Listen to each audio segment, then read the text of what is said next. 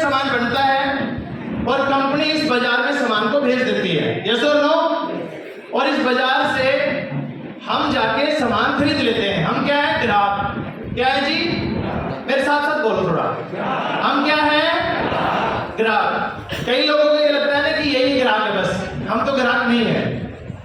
तो ये सब आप ग्राहक ही हैं। हम क्या है? ग्राहक। ग्राहक को कोई भी सामान चाहिए तो वो इस बाजार से सामान खरीदता है और अपनी घर की जरूरतों को पूरा करता है। ऐसा होता है नहीं होता? अब यहाँ पे जो कंपनी है वो 150 रुपए का सामान तो बनाती नहीं होगी, करोड़ों रुपए का सामान बनाती है, यस और नो। ये कंपनी है, इसने 50 करोड़ रुपए का सामान बना दिया। कितने का?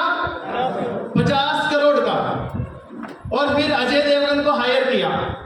ये एडवर्टाइज वाले भाई साहब हैं। अजय देवगन को बुलाया और इसको 20 करोड़ रुपया दिया और इसको बोला कि आपको सिर्फ एक चीज बोलनी है, बोलो जुबान। बस इतनी सी बात के 20 करोड़ रुपए ले जाता है, जबकि ये जुबा केसरी खाता नहीं है, ये ऐड वाले होते हैं। अब ये भाई साहब जितने भी लोग हैं ये सब अपना पैसा लगा के बैठे हैं।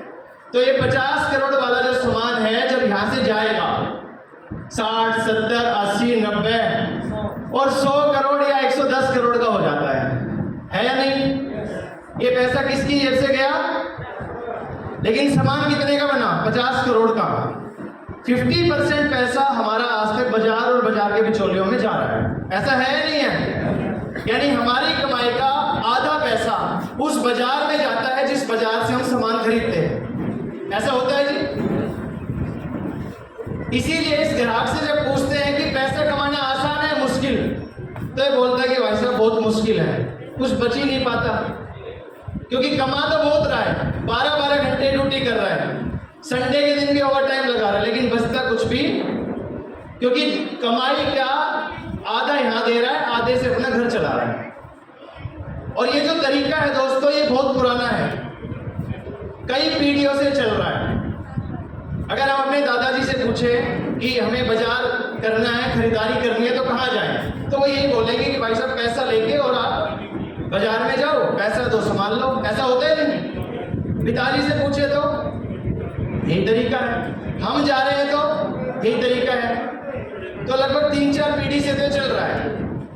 अब एक पीढ़ी यदि 40 साल की भी है तो 150 सालों से ये सिस्टम चल रहा है। क्या ये सिस्टम खरीदारी का पहला ऐसा सिस्टम है? नहीं, इससे पहले एक तरीका था जिसको अदला बदली का सिस्टम बोलते थे।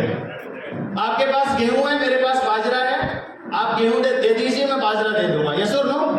आप लकड़ी का काम करते हैं, मैं सिलाई का काम करता हूं, मैं आपके घर में सिलाई का काम कर दूंगा, आप लकड़ी का काम कर दीजिए।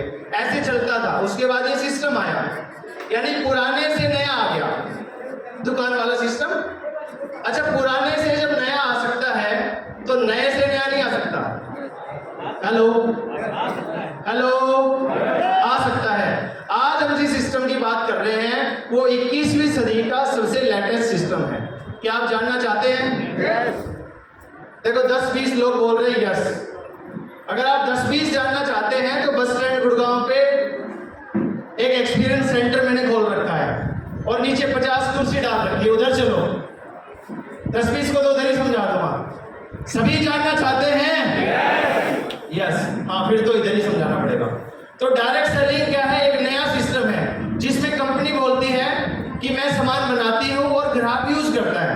बाजार वालों का काम होता है सामान को पहुंचाना और ऐड वालों का काम होता है सामान का प्रचार करना, यस और नो। ये दो काम के बदले 50% पैसा हमारा बीच में जाता है। तो कंपनी ने बोला कि थोड़ा सा आगे मैं आती हूँ, सामान मैं पहुंचा दूंगी। तो कंपनी ने भारत में 12,000 से ज्यादा आउटलेट खोल दिए जिसपे आर्जन का प्रोडक्ट मिलता है और कस्टमर को बोला कि ये दुकान आपके घर से 1, 2, 3, 4 किलोमीटर दूर हो सकती है, आप डायरेक्ट इससे सामान ले लीजिए। इसी बिजनेस का नाम आरसीएम बिजनेस है।